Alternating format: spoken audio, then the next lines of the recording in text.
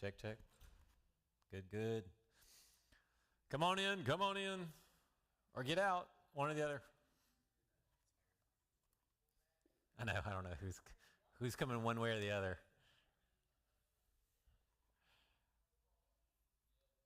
All right, we are going to end up in 2 Corinthians 11. All right, so interesting little passage. 12 next week, we'll talk about some weird stuff, some visions and stuff, and then thorn in the flesh, and then finish up with 13 the following week and be done. And then I don't know that we'll move directly into Ecclesiastes the next week. If we may take a week off. Let me just kind of see what we're going to do. What's up, Pooch?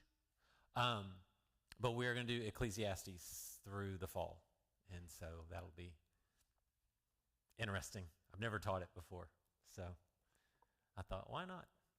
So to stretch me a little bit. So if you know anyone that's in any way suicidal, don't bring them, because it's like, what's the point? Never mind. All right? So we don't want to go there. Let's start in Acts 13, though. I want to start in Acts 13. I want to kind of go through the missionary journeys, because when Paul starts talking about this in 2 Corinthians 11, I want you to have an understanding of where he is in the story. And so that you're not thinking, well, this was written. I want you to know when it was written, so you know where he is in the story, and to know he's not anywhere near being done with this. Actually, I want to start in Acts 9. I want you to see this quote now that I think about it.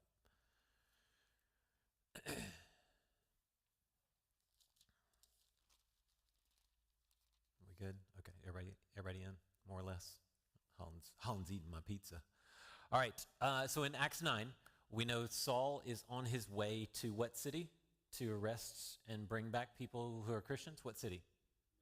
Damascus. He is on the road to Damascus. We've seen this before, all right? And God at noon hits him with a bright light, which I think God's just showing off at this point, all right? Because he could have waited till 5 in the afternoon or something and done a bright light, but he thought, the sun's right there. I think I'll make a really bright light instead of the sun at noon, all right? So knocks him off his horse, says, go into the city. I'll send somebody for you, all right? About the same time, God reaches out to who? Ananias. And Ananias is sitting there minding his own business, being a good little Christian young man there in Damascus. And God says, I have a mission for you. And he goes, yes, sir. What can I do? How can I serve you? He goes, there's a guy named Saul of Tarsus, and I need you to go have a conversation with him. And of course, in this moment, he says what? Yes, oh dear is a good way of saying it, all right? God, don't you understand who he is? Which is always fun when we ask God if he understands what's going on. And eventually, God has this conversation with Ananias, and he says in 13, Lord, Ananias answered, I have heard from many people about this man, how much harm he has done to your saints in Jerusalem. And he has authority here from the chief priest to arrest all who call on your name. But the Lord said to him, this word I want you to see, go, for this man is my chosen instrument to take my name to the Gentiles, kings, and the Israelites. 16, I will show him how much he must suffer for my name. All right? And this is the Greek word pasco, which means passion. So if you've ever watched the movie The Passion of the Christ, and you've always thought, why is it called The Passion of the Christ? Well, that's the Greek word pasco, which means the suffering of Christ. Okay? And so that's where Mel Gibson? Yes, Mel Gibson brings in that title, The Passion of the Christ is the suffering of the Christ. And so this is the same word right here. I will show him how much he must suffer. Okay?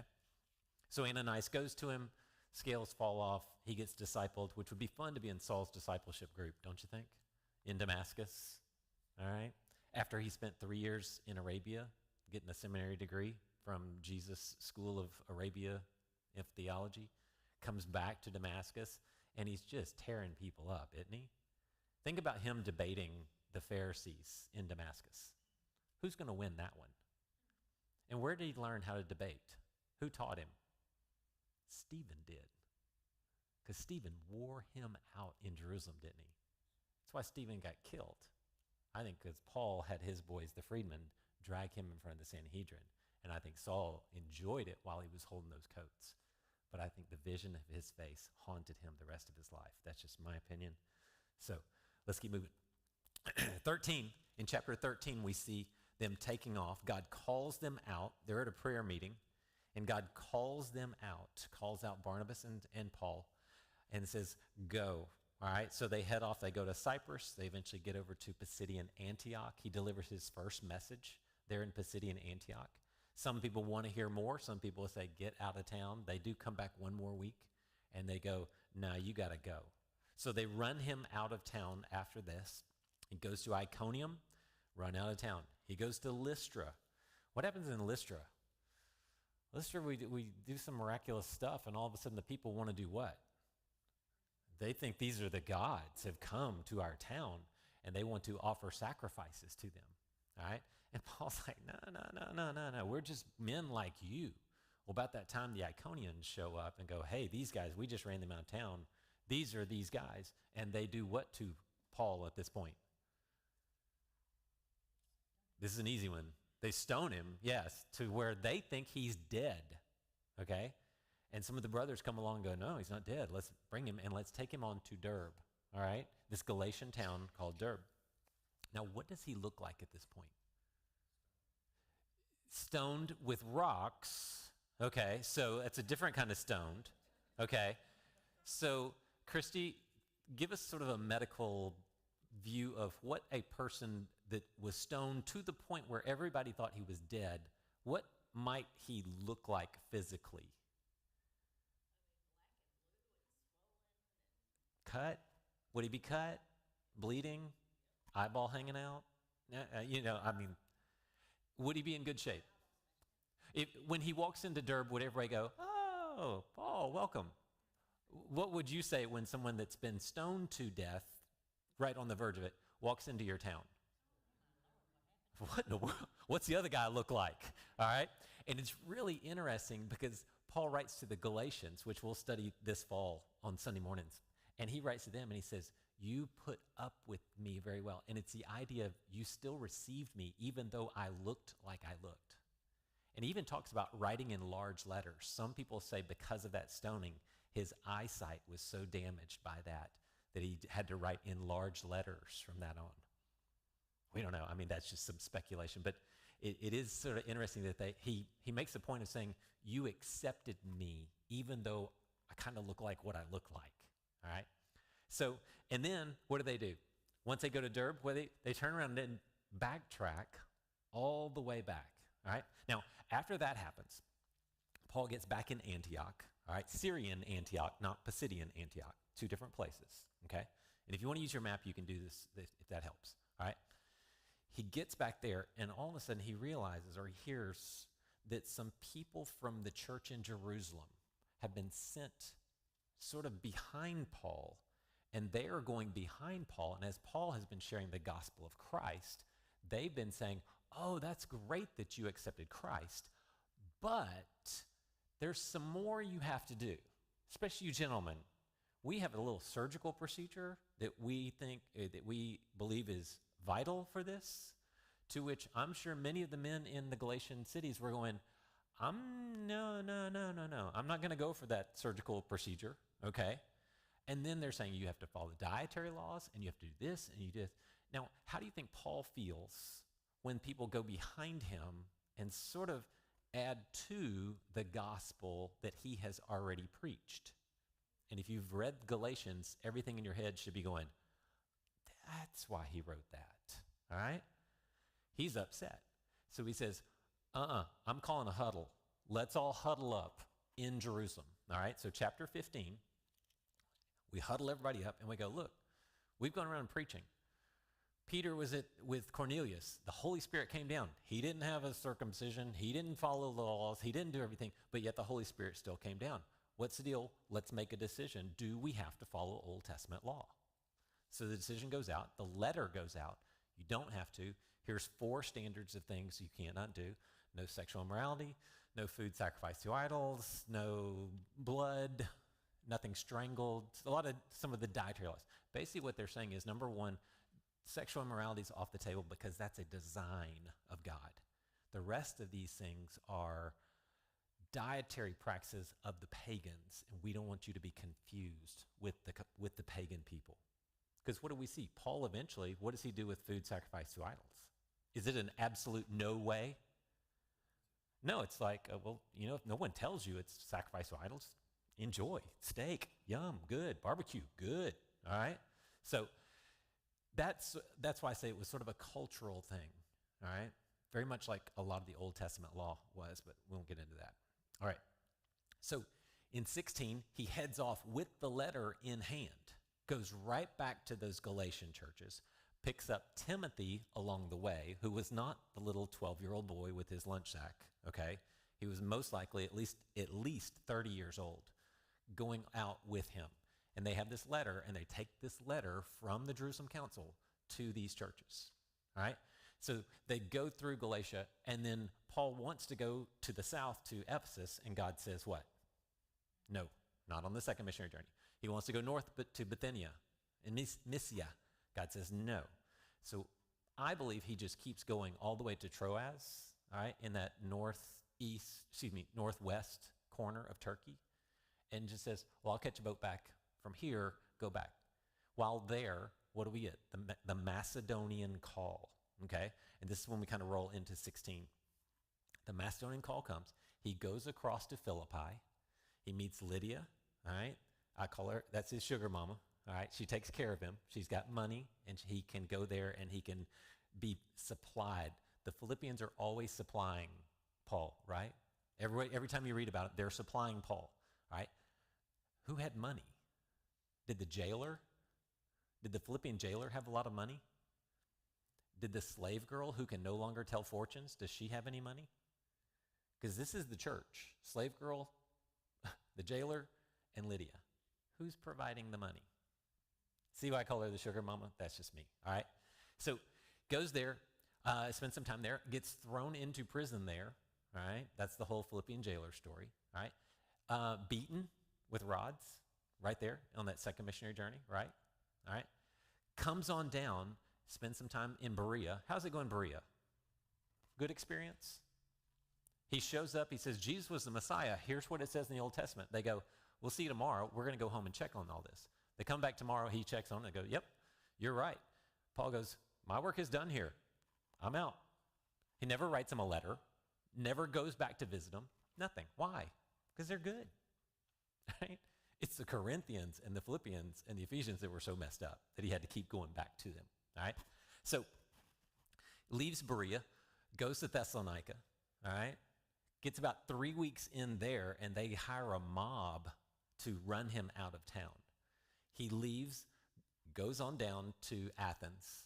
He's there by himself because Silas and Timothy stayed and kind of doubled back to Thessalonica, all right? Goes to Athens, and what happens in Athens? How is he treated in Athens? And I should be in 17 by now, right? Yeah. How's it working out in Athens? He's walking down the city all by himself, just kind of anonymous, walking down, and he starts seeing all these idols. And he sees one that says to an unknown God, and it messes him up. It provokes him. It's the idea of poking an animal, all right? It's prodding an animal, all right? That's how he feels in his spirit. And so he starts saying stuff, and people go, hey, what do you mean by that? What do you mean by that? And they go, we're going to put you on trial. So you got the Parthenon in the back, and you have this little hill called Mars Hill, all right, which is just right sort of in the front yard of the Parthenon, all right? And it looks like it's a witness stand. If you think about if this is a courtroom and the judge is a Parthenon, it looks like you're on the witness stand when you stand on Mars Hill, all right? So this is sort of the imagery. And he gives this whole thing about the resurrection of Christ, and they go, you're insane, Paul. People don't raise themselves, or they're not raised from the dead. And some believed, but most just disregarded him. And he never goes back to Athens ever again because he knows the dynamics there. He knows that's not a receptive audience. Leaves there, goes down to Corinth, okay? Now, Galatians' letter, I believe, was written as he's heading to Galatia, the Galatian region. It's not a city, it's a region, okay? So he's writing that letter when he says, you're so tolerant of this other gospel, all right? Now, when he eventually gets around to Corinth, because he had sent Silas and Timothy double back to Thessalonica, when they catch back up with him and report him, these guys are doing awesome. Paul says, I was really worried about you. I thought my efforts for you might have been in vain. And so I sent Silas and Timothy back to check on your faith, and now I feel confident in your faith. And this is when he writes the Thessalonian letters. Okay? Now, he's going to leave there, come back, all right? He comes all the way back to Antioch, turns right back around, and immediately goes on the third missionary journey, goes to what city? Ephesus. Good. All right? If you see the word Asia, generally we're speaking about Ephesus. All right? Colossae would be in there. I wouldn't say they're sister cities by any means. I would say Ephesus is kind of Texarkana, and Colossae is more like New Boston. Okay? It's just out there in the woods. And we don't think Paul ever even went there. All right? So he ministers there for 3 years on the third missionary journey now. He ministers there for 3 years and writes the first letter to the Corinthians. And this is the history we've talked about a couple of times. Sends the letter across the sea to Corinth, probably with Titus, and basically says, Titus, I'll meet you back in Troas. All right? He gets to Troas, no Titus. And this is when he starts to, I think the birthing of the letter, the second letter to the Corinthians, is kind of started. It's kind of, I need to express how I'm feeling because I have no rest here. I'm miserable here. I don't know where Titus is. I don't know what to do. Eventually continues on up to Philippi. Titus catches up with him, reports back what the Corinthians have experienced, how they experienced the first letter, how they dealt with sort of the confrontational tone of it. All right. And he writes 2 Corinthians from there. Okay. Everybody cool so far? All right. Y'all, if you've been here, you've known this. All right. Now, he will eventually continue down and go past all of the Philippi down in Macedonia into Achaia at Corinth again. All right. And he's about to head back, and he goes to a port city called Centria. At Centria, he writes the letter to the Romans, sends it with Phoebe, the deaconess, and commends her to the church in Rome, says, y'all take care of her. All right. At that point, a plot is discovered in Centria that he was going to be killed as he traveled back to Syria. All right. So he doubles back, goes back around. In Troas is where he's talking all night, and the people fall asleep. The guy falls asleep. Eutychus falls asleep and dies. And he goes down and lays on top of Eutychus, and he brings him back to life. All right.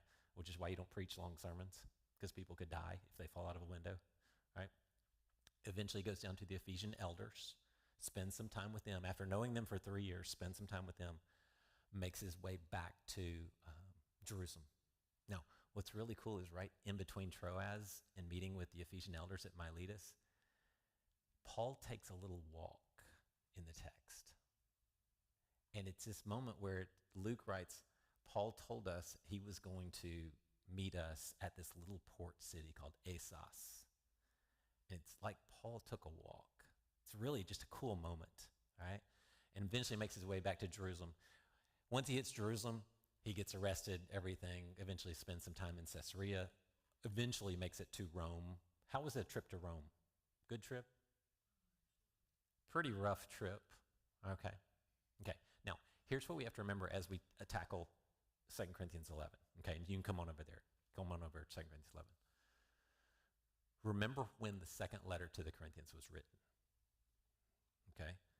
And what you've got to do is you've got to separate in your brain everything that happened after the letter was written. Okay? Because what he's going to talk about is all the stuff that's happened up to this point. This is what my experience has been like up to this point. All right?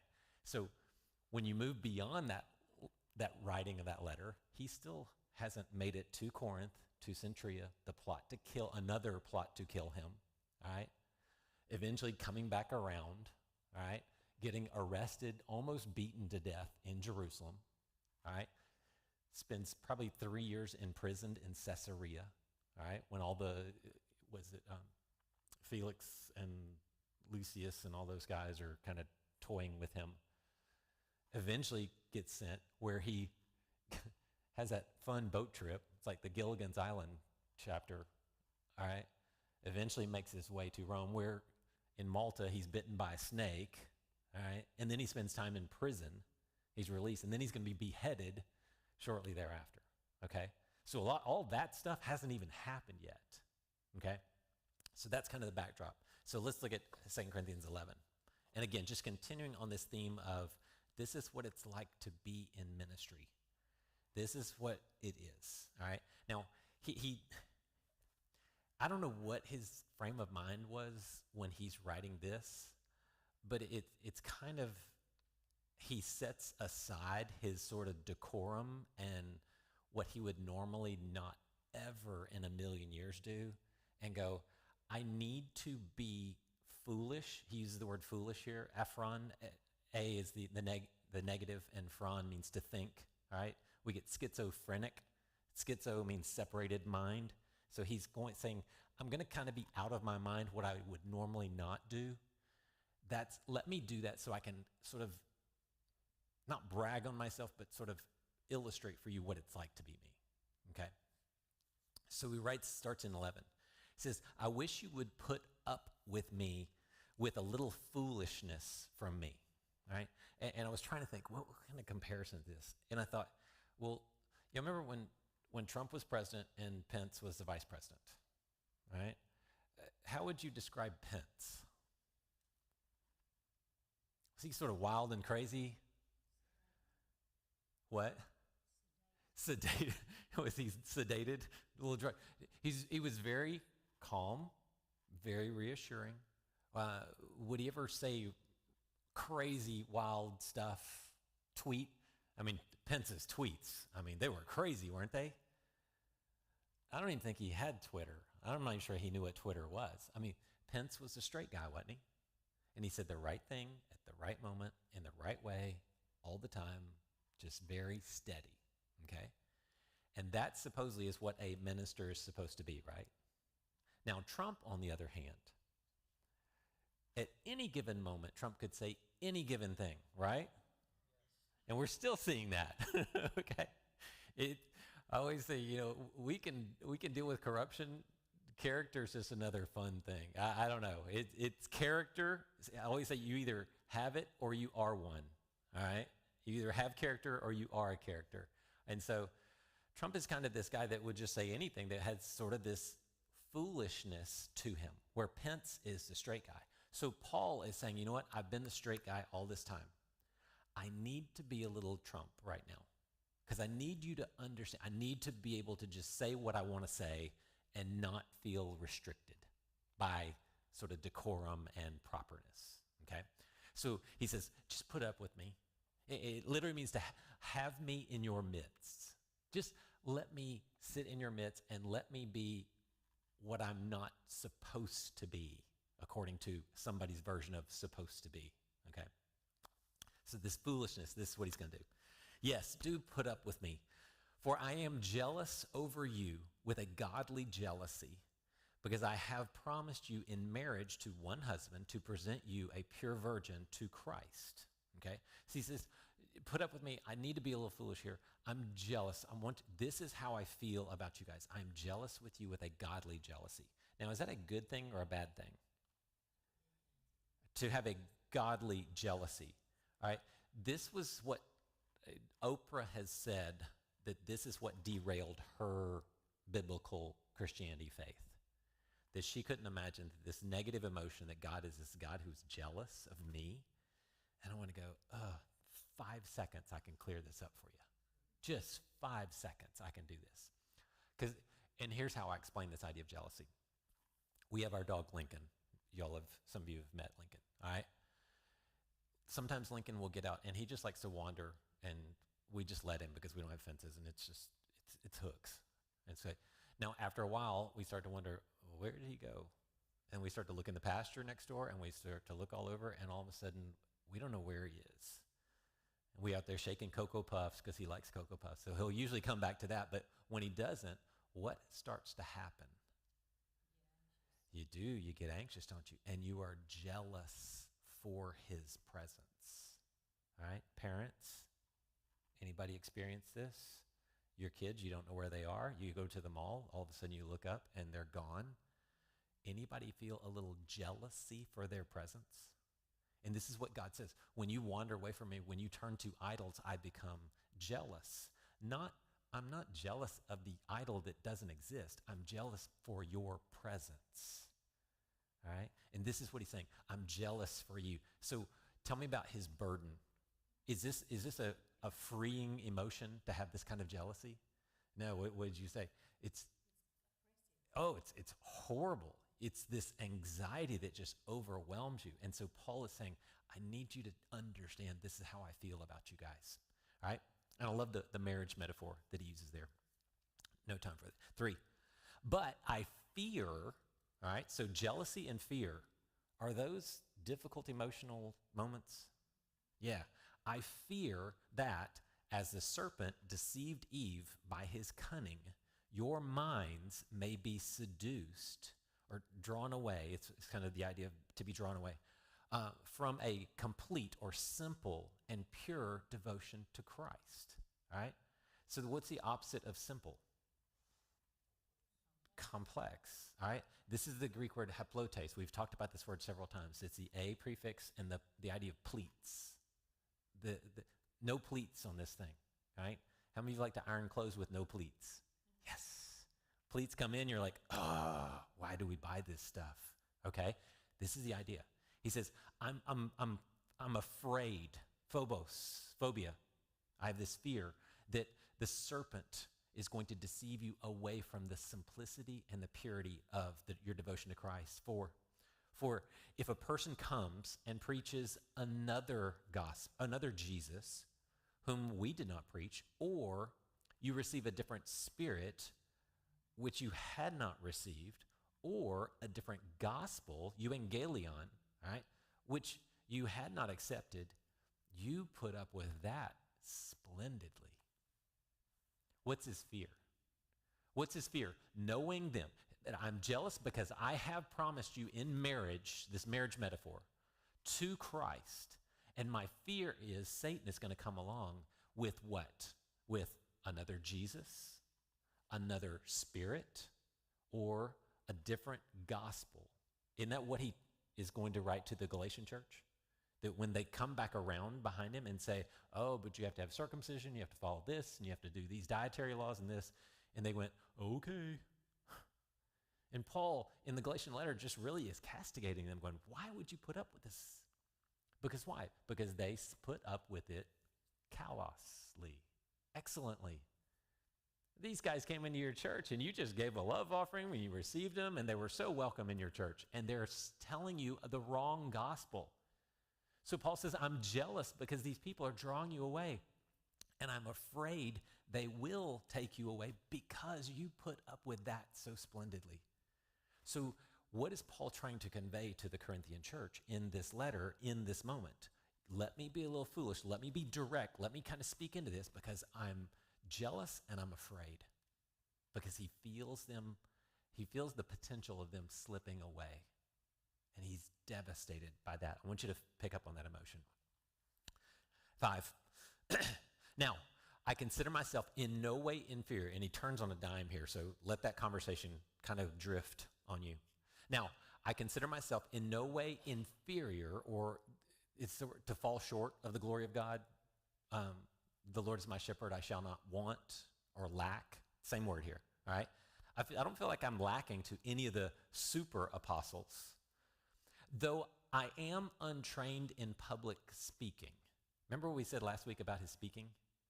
What did they say about his speaking? It's horrible. It's painful to listen to, all right? I know none of you have ever experienced that, right? The guy up there, just painful. Man, we had a guy one time, he was going to do a church plant. Do you remember this? You don't even remember this. You're too young. You were probably too young. This guy was going to do a church plant coming out of our church where I was college minister. And he got up there one Sunday and sat on the stool, had his notes here. And I mean, it probably wasn't more than 20 minutes, but it was the most painful 20 minutes I've ever spent in church because he was trying to be self-deprecating and like, I know y'all want me to hurry up and get done, but I've got a few more. And he was trying, like I said, he was trying to be self-deprecating. I mean, we were like, no, please, just stop. Just stop. They actually pulled the church plant. said, we can't do this. We can't go forward with this guy. He was that bad. And that's what Paul is saying. And in fact, he uses the word idiot, idiotes, all right? Though idiotes in logos, all right? I'm an idiot in words, all right? I am certainly not an idiot, idiotes, in knowledge. Would everybody agree with that? Why? Because he sat at the feet of who? Gamaliel, and was taught the scriptures. All right, he is a Pharisee of Pharisees. All right. On the contrary, we have always made that clear or illuminated to you into everything. I want to make this clear. I'm not a great speaker, but I know what I'm talking about. So if you can fight through my inability to speak well and just listen and learn from me, I can teach you something, even though I'm not a great communicator. 7, or did I commit a sin by humbling myself so that you might be exalted? You go, what is he talking about here? All right, you'll see it. Because, here's how. I preach the gospel of God to you free of charge or as a gift. Does anybody's translation say as a gift? It's doria, which means a gift. I robbed other churches by taking pay from them to minister to you. And I know a lot of guys that will do this, that are kind of the celebrity pastor guys. They will go and speak at some churches free of charge, no honorarium, no speaking fee, no nothing, whatever. And then they go to like a big church. They'll go, well, I'm going to charge you full amount so that I can go over here and speak for free. Okay, and this is essentially what Paul is doing.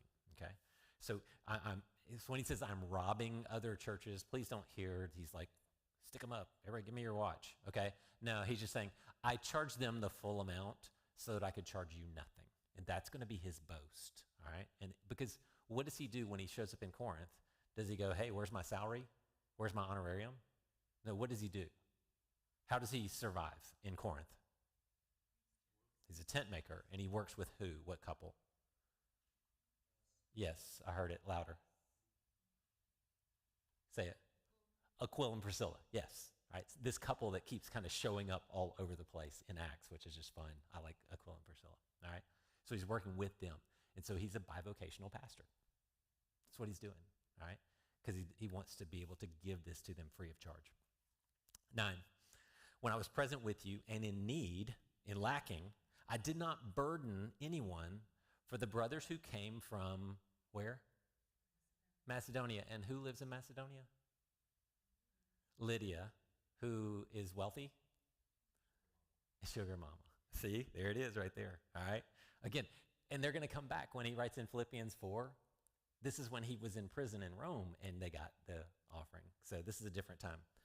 The brothers who came from Macedonia supplied my needs, filled up, pleroo, overflowed my needs, my lacking. And I have kept myself and will keep myself from burdening you, Corinthians, in any way. I'm not taking up an offering. I'm not charging you. I don't want anybody to ever say, well, we gave Paul this. No, Paul says, my boast, and he'll refer to this, my boast is that I was able to be bivocational and didn't have to charge you guys anything, all right? 10, as the truth of Christ is in me, this boasting, there it is, of mine will not be stopped or fenced in the regions of Achaia, Corinth. Why? Because I don't love you?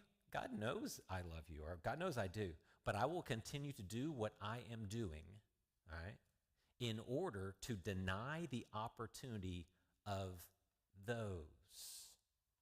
All right, remember last week when we had those guys and them, the detractors that are always trying to take shots at Paul in his absence, right? And Paul deals with them in 2 Corinthians 10 and kind of says, watch out for these guys. They just take cheap shots, and they do this.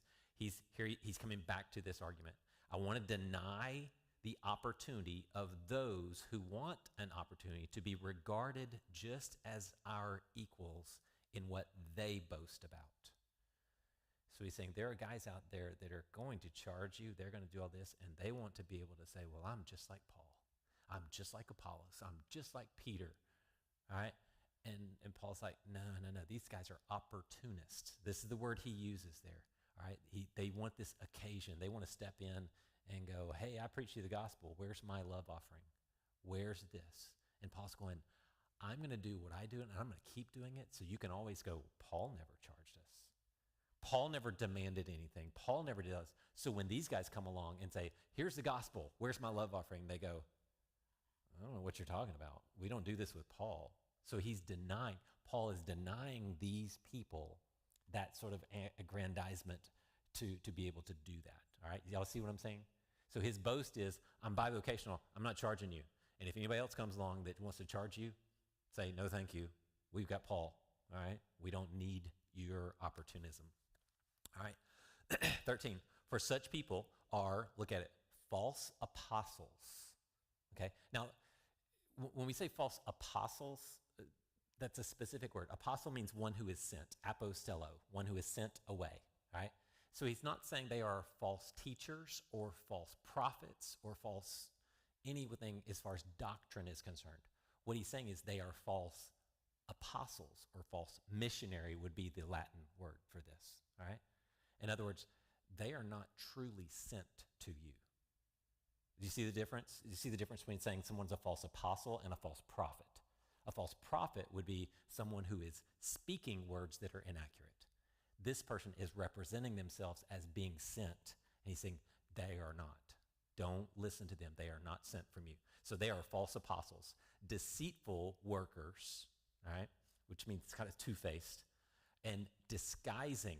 Meta schemizo, scheme, meta, to change your scheme, to change sort of the dynamics. They disguise themselves as quote-unquote apostles of Christ. And no wonder, for Satan disguises himself as or into an angel of light.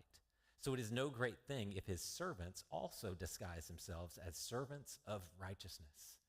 Their destiny, their telos, their finish, their maturity, their end will be according to their works. Paul taking a good shot at these guys? Yeah. He's not playing around. I mean, he's saying these guys are pretending, they're disguising themselves, and they are not apostles of Christ. Who is he almost directly saying they are apostles of, or sent ones of Satan himself, all right? Because they disguise themselves as apostles when really they're apostles of someone else, all right? 16, I repeat, let me say it again. No one should consider me a fool. Don't think of me that I am a fool, but if you do, right? If you do think he's just sort of popping off, all right? At least accept me as a fool, so I too may boast a little. So I can just be honest with you, all right? If you think I'm an idiot anyway, if you think I'm a fool, if you think I just say crazy stuff anyway, then just run with that, because I need to run into this, okay? What I say in this matter of boasting, I don't speak as the Lord would, all right? I'm not saying things as Christ would, but I'm saying it foolishly. I'm stepping out of the usual normal decorum, and I'm going to kind of brag a little bit, just again to convey what I need to convey. Since many boast in an unspiritual way or according to the flesh, I will also boast. For you, being so wise, gladly put up with fools. You entertain fools, so hey, shouldn't be a hard thing for you to put up with me, right? And remember, they are in Corinth. Any fools running around in Corinth? Yeah, it's like the vast population. Go to New Orleans, all right? There you go, Las Vegas, all right? In fact, you put up with it if someone enslaves you, if someone devours you, if someone captures you, if someone dominates you, or if someone hits you in the face. It's a literal translation right there. To be struck in the face, they go, oh, thank you, all right? So what's he saying about the Corinthians? It's like a circus, and you guys just jump right in, all right? You guys don't have any sense. So if I step into this, you'll understand. Maybe this will convey it. I say this to our shame. We have been weak, but in whatever anyone dares to boast, I'm talking foolishly. You see that sort of aside right there? I'm talking foolishly. If I dare to boast, and remember, I'm talking foolishly. I'm stepping out of this decorum. I also dare. Are they Hebrews? So am I. And this one, he sort of gets into sort of a bragging, he would never in a million years normally do this. But he's speaking foolishly to convey this idea. Are they Hebrews? So am I. Are they Israelites? So am I. Are they seed of Abraham? So am I. Are they servants of Christ? Remember, I'm talking like a madman. I'm talking like a crazy man. This is paraphreneo, all right? It's been aphroneo, not thinking. Now this is paraphreneo, which means what? Beside my mind. I'm out of my mind. I'm beside my mind, all right? I'm a better one, all right? All of these, you're a Hebrew, you're an Israelite, you're a seed of Abraham, you're a servant of Christ. I'm better, all right?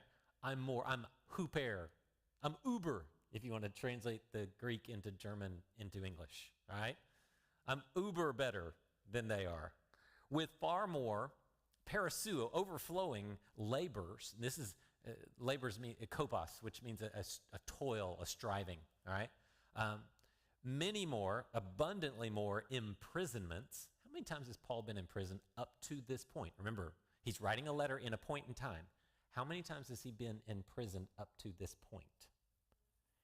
We know Philippi, all right? We don't really know of any other imprisonments up to this point, okay? So what does that tell you about Acts? Is it an exhaustive account of everything that's happened to Paul? If we have a singular account of him being imprisoned, everybody with me? Can anybody think of any others other than Philippi? Because that was the only one I came up with, all right? It tells us Luke's account is not exhaustive, okay? Because he doesn't write, I had a really hard imprisonment that one night. No, he says, many, abundantly more imprisonments. Far worse beatings. How many times has Paul been beaten? Don't include the stoning. He's going to come to that. Philippi, again. Again, we don't have it. Near death many times. We know the stoning, right?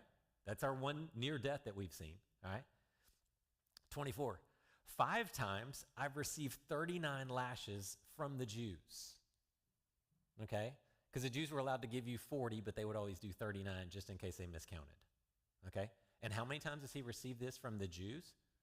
5 times. And where do we see that in Acts? It's not there. It's not there at all right?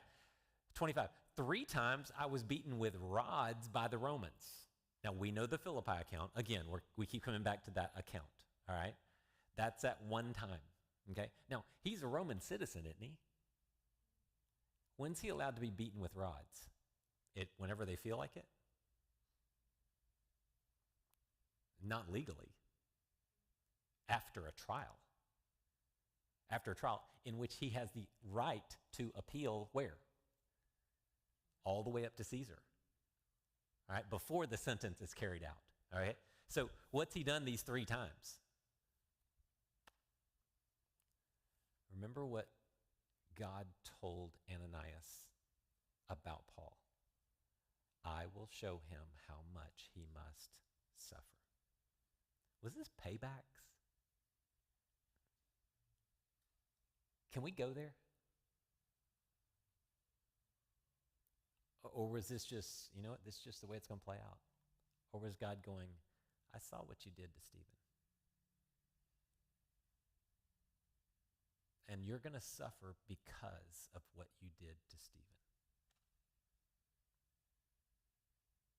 That's a hard one right there. All right? That's a hard one.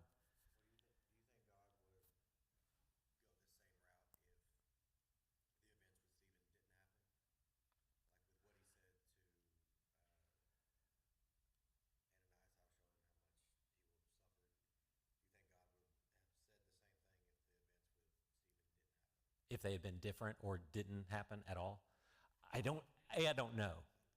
I think there is a history of God saying, I will repay you according to the way you have treated Israel. I mean, look at Egypt. Did God go, here, put out your hand, let me slap your hand and let the people go? No, because you wouldn't let go of my son, I will kill your son. Y'all see that?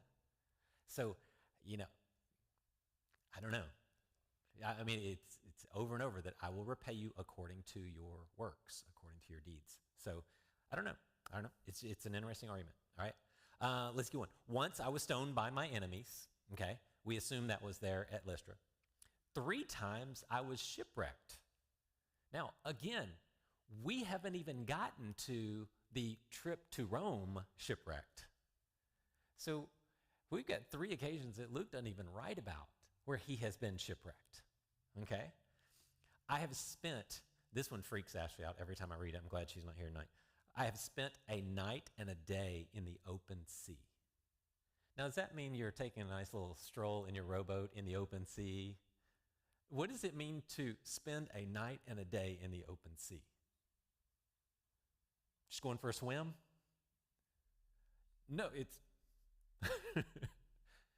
this is you, a night and a day in the water. Anybody ever experienced that before? No, I hope not. All right. Is he suffering? And this is, again, would Paul normally convey this?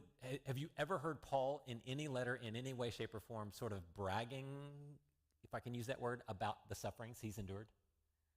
So what's he doing? I'm speaking how? Out of my mind, away from the normal decorum. I'm just telling you what's happened, all right? 26, on frequent journeys, I have faced dangers from rivers. How dangerous is a river? How can that be dangerous? If you have to cross it, all right? Yeah, and what's in the river?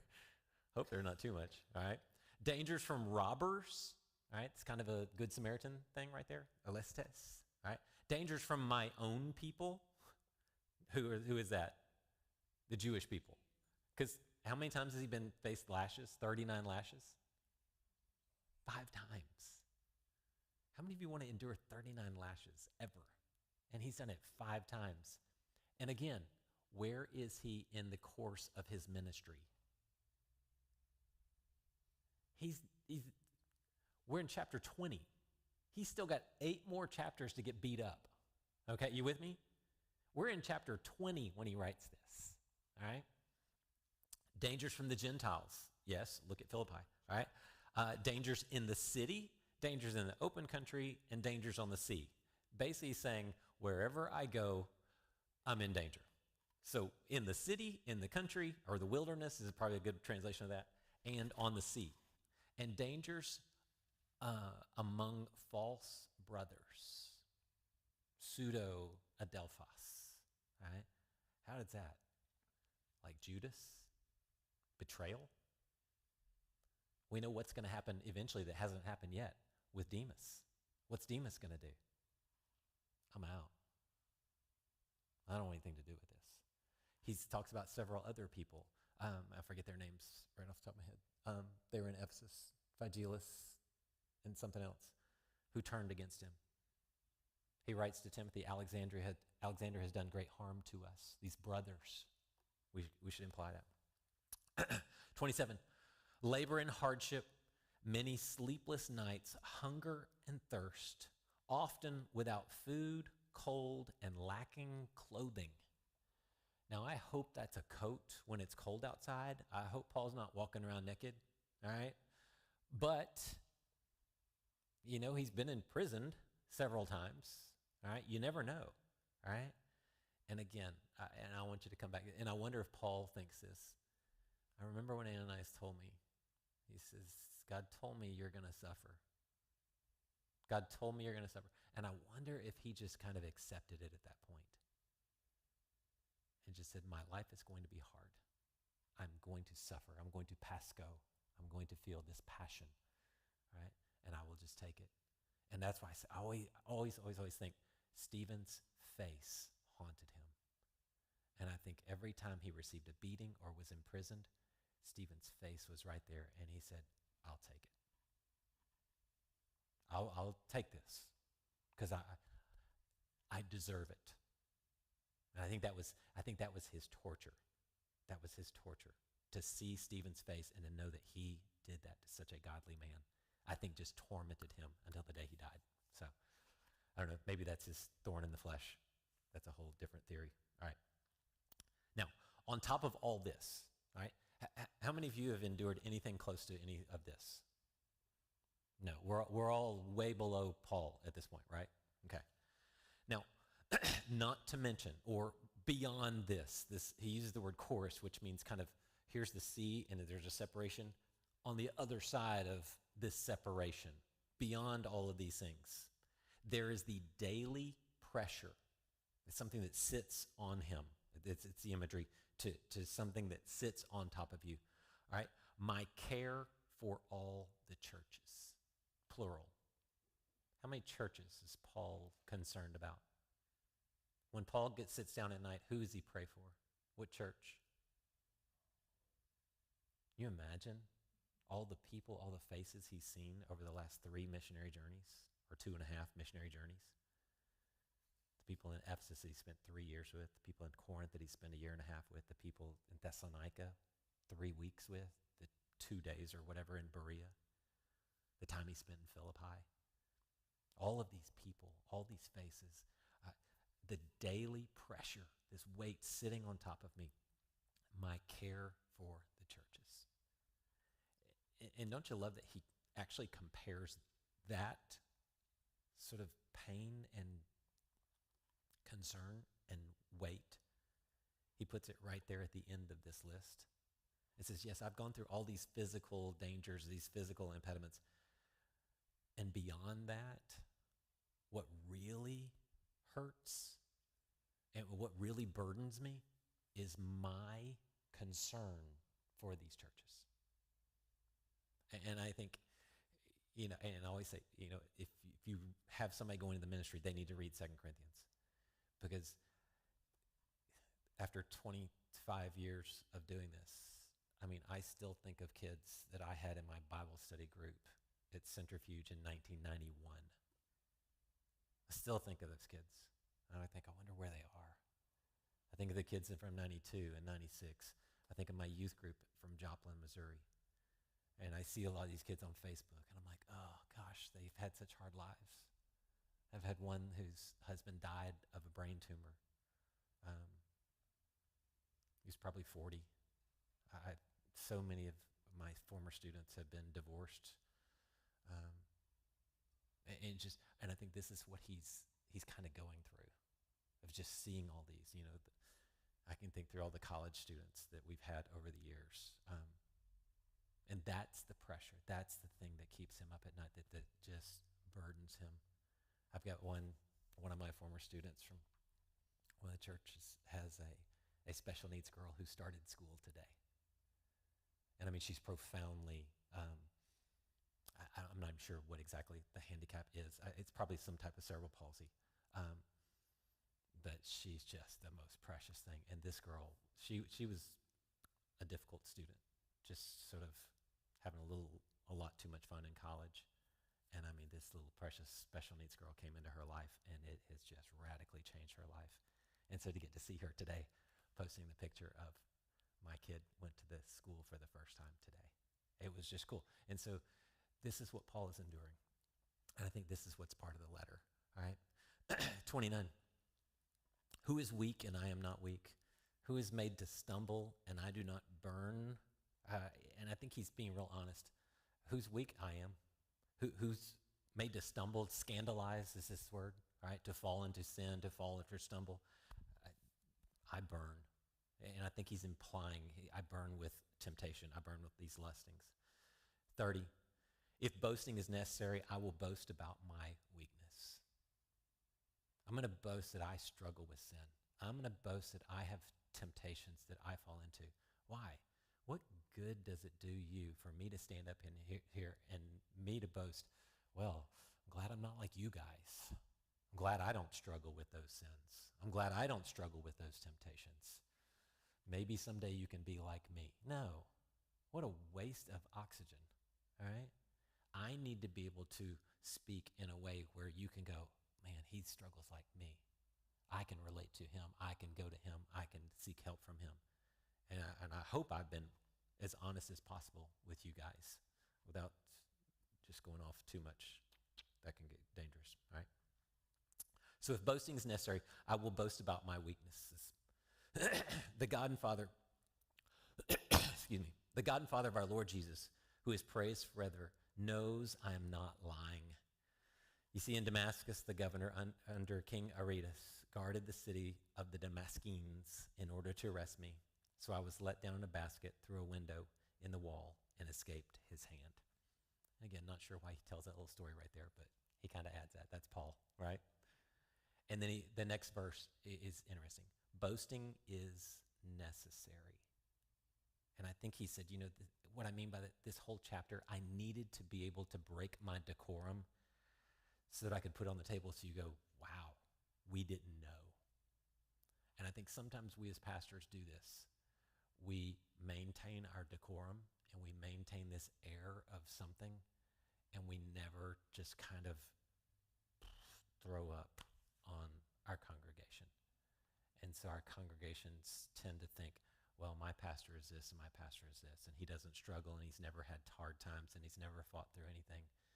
And I think it creates this image of this celebrity pastor. And I think that's very damaging. And I think Paul knew that. And I think that's why he said, let me be foolish. Let me break my decorum so that you guys understand who I am and my weaknesses and what I struggle with, so that we can relate to each other, and that boasting is necessary, but it's not profitable in these other areas. So you see how he kind of breaks that. My boasting in my weaknesses is necessary. My boasting in all of my accomplishments, it's not profitable. Doesn't do any good. All right. Next week will be challenging because it's talking about this vision, and then we'll talk about the thorn in the flesh, which is a really interesting conversation that we can speculate on in 800 different directions. So, and then the following week, like I said, it'll be a short week with 13, and we'll kind of have a celebration of getting through the Corinthian letters, because it's been a while. So, almost 30 weeks. So. All right, any questions? All right, let's pray. Father, thank you for letting Paul be a little foolish, and I pray that as we continue to read his story, that we can understand him more. Father, continue to challenge me just with all the things Paul throws out in his letters. Let me be the person that this church needs to be. Not with any errors, not with any unchecked pride, but Father, let me be transparent and humble and just vulnerable and be accountable to the people in this church. And may I continue to lead them well as I follow this letter. Father, I thank you for these disciples that you continue to bring out week after week. I pray that you would reward them for the time they've spent here tonight, that you would bless them with extra energy and extra effort and extra, just a blessing of having been here tonight and fellowshipping with everyone. And I thank you for all these things. In Jesus' name I pray.